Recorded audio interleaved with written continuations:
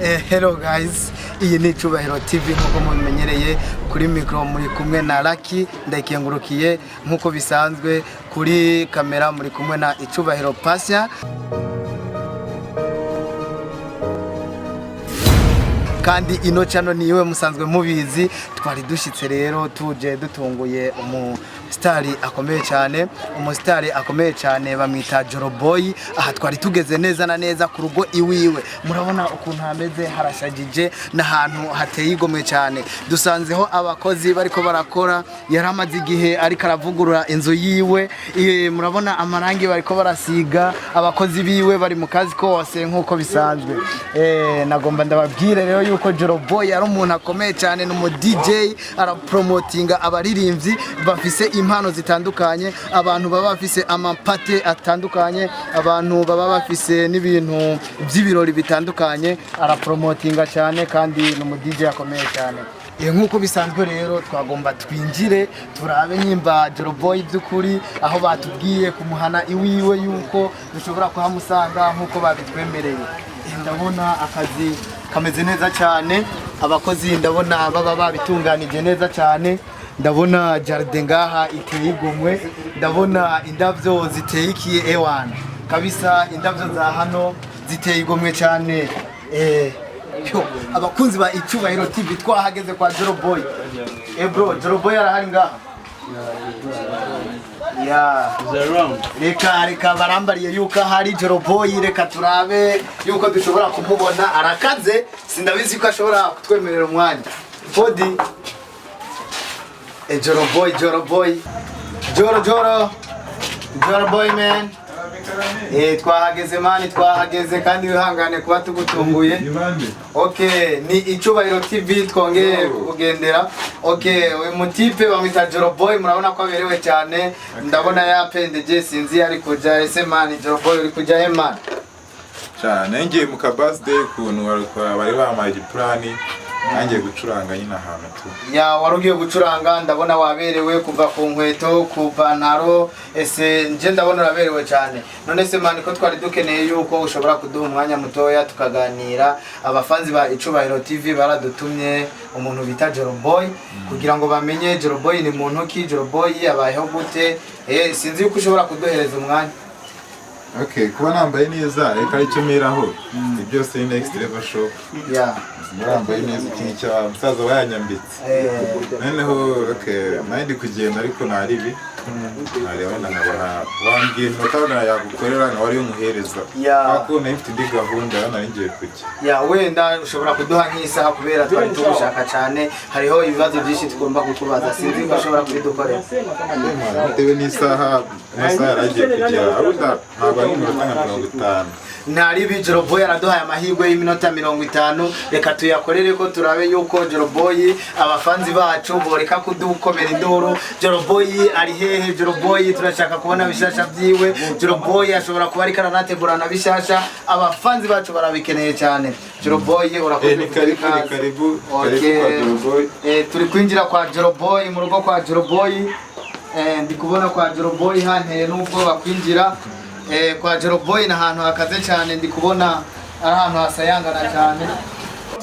Iyi ni Tukugezaho TV nkuko bisanzwe, kuri micro muri kumwe na Lucky, hanyuma kuri kamera muri kumwe na Patient, manager wacu kuri Tukugezaho TV twemera cyane kandi dukunda. Big up sana cameraman, kandi big up sana n'uyu mupampe dusanze hano hantu. Ni umuniga kabisa, ni umustar akomeye cyane, kandi ndagushimira cyane kuba wemeye guhereza abanwanyi ba Tukugezaho TV ukabaha ikiganiro kugira ngo bakorebe Joroboy mbese ni umuntu ki, Joroboy mu buzima bwiwe abayeho gute, Joroboy ni umuntu akora iki, Joroboy akunda iki, yankiki. Ivyo ni ibintu biri mu bintu biza gutuma tumarana umwanya utari muto muri kino kiganiro. Ku mazina yawe nzi ko bakwita Joroboy, ariko sishobora kukuvugira presentation yawe, nshobora gusanga atari ko witwa cyangwa ugasanga kumbure ufise andi mazina nawe wahawe n'abavyeyi. Ese Joroboy ivyo ndi kuvuga ndabesha? Wapi nubeshye. Nubeshe amazina mfite abandi y'ababyeyi banyise. Ya amazina ababyeyi bakwise bakwita gute? Ndi amazina ababyeyi banyise nitwa Tuyishime Jean de Dieu. Iryo zina rya Joroboy ryaje gute, ryahereye he kugira ngo bakwite Joroboy? Byavuye kuki cyangwa nakazina nyene wiswe n'inshuti zawe tu?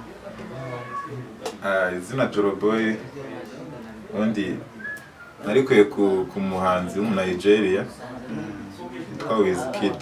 Mba kuba muzi nyine hari indirimbo baririmbye yitwa Joro, ndayikunda cyane.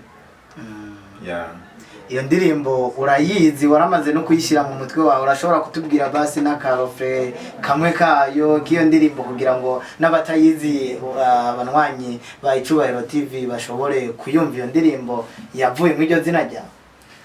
Indirimbo yitwa Joro by Wizkid. Ifuri nyine nta birenze, baguma baririmba ngo Joro Joro Joro Joro Joro Joro, ibintu nk'ibyo tu. Nanjye nari natangiye kuja muri beat nyene nkuko bisanzwe. Urumva amazina yawe ntabwo ari Joroboy, ariko iryo zina rya Joroboy ni wowe wahise ugiyita mu ico gihe cyangwa iryo zina wahise wumva ukwiriye kugitwa, cyangwa hari abandi babonye iyo ndirimbo yikunda baravuga ati reka tumwite Joroboy? Nyine ubundi izina ndimo narayikunze cyane, noneho mfite amazina menshi nyine, mfite amazina menshi nagiye niyita ugasanga abantu ntibayakunde. Noneho ubundi mfite amazina nitwa nka King Stone, abantu benshi bazi Monko Stone cyangwa Solid King, ariko ndavuga ati noneho iki ni iki, ndabona iri zina amazina batari gufata neza, reka noneho niyite Joroboy bitewe nuko yanakunze ya ndirimbo ya Wizkid. Bakanite Joroboy ndebe ko bizakunda, ndabantu bakarikunda, none barikunda nzayikomeza nyangume ngitwa. Ubwo urumva bigushimisha kuba yitwa Joroboy? Bose uretse gato sinzi. Sorry abakozi ba Icubahiro TV, murabona Joroboy umusitari wacu adusabye ngo yitabe telefone, ni umusitari cyane, abantu bose baba bari kumuhamagara. Yora karamemani Joroboy abari kuri telefone, abari bize, nanjye kuza gucuranga nyine twumvikanye, ariko nyine hari ukuntu byagenze nahise nakira abashyitsi, bituma nyine ko kumva ari n'umucuranzi. Uyu munsi nabazaniye bishasha, avuze ko ari umucuranzi Joroboy, avuze ko ari umucuranzi, mwabyumvishe? Ndaje nabahaye iminota 20 ingahe, ndahita mbashyikayo, ndaje wowe bushyira gucuranga ho gake ushyiraho umuziki muke, ndaje.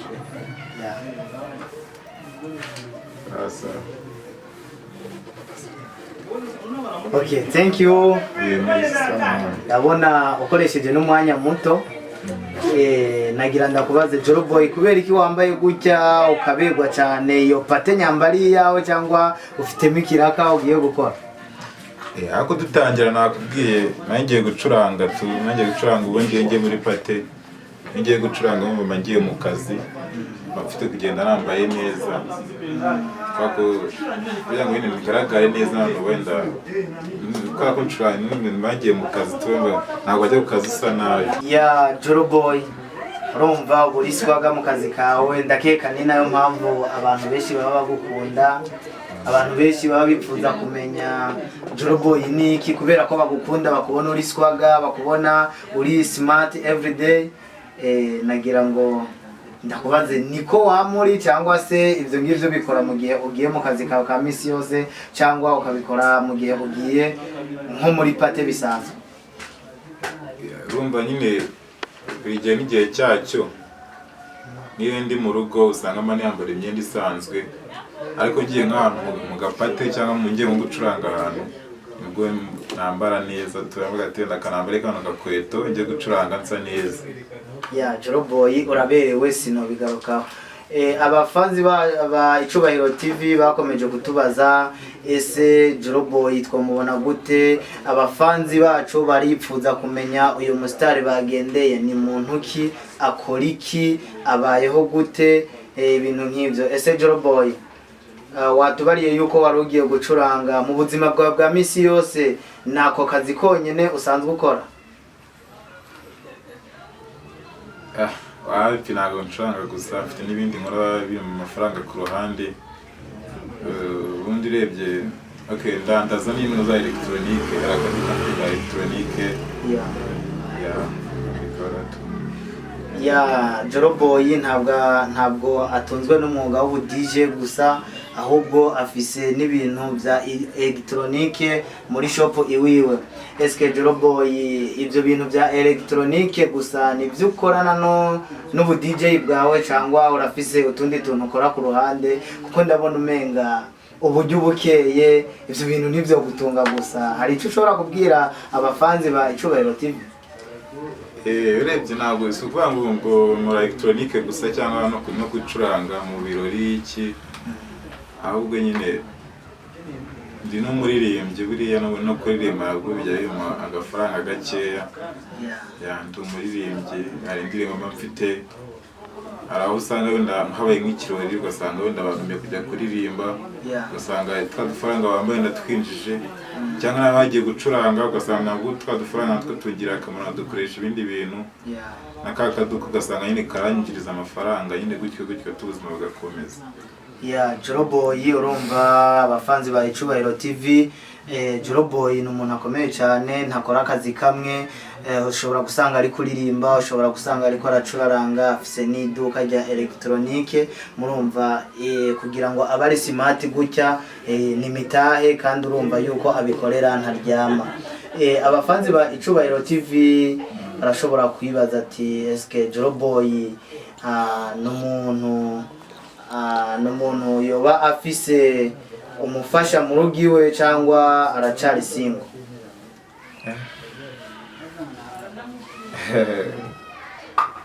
Namufasha ndagira mbana na mukuru wanjye, baniwe tubana mu rugo, niwe dufatanya akazi ko mu rugo. Akazi ko mu rugo, ndibuka akazi ko mu rugo umenga watubariye yuko hano haba hari abantu babijejwe. Eske mukuru wawe niwe mufashanya aka kazi ko mu rugo nkuko mwavuye indimu? Usibye nyine kwa uyu munsi nari ndi kuvugurura, ndi no gusigira irangi, turi gusigira irangi aho tuba, ndi no kuvugurura nyine ahantu haratameze neza. Naho ubundi akandi kazi kose ko mu rugo turakikorera. Joroboy, ushatse kuvuga uracari single? Uracari single, ntabwo ndazamufasha. Uracari single, ariko ushobora kuba ufite nk'umuntu ari ku ruhande wemera cyane kandi ukunda cyane, wumva utokatira, wumva utomwihanganira, cyangwa wumva utomubura mbese muri make.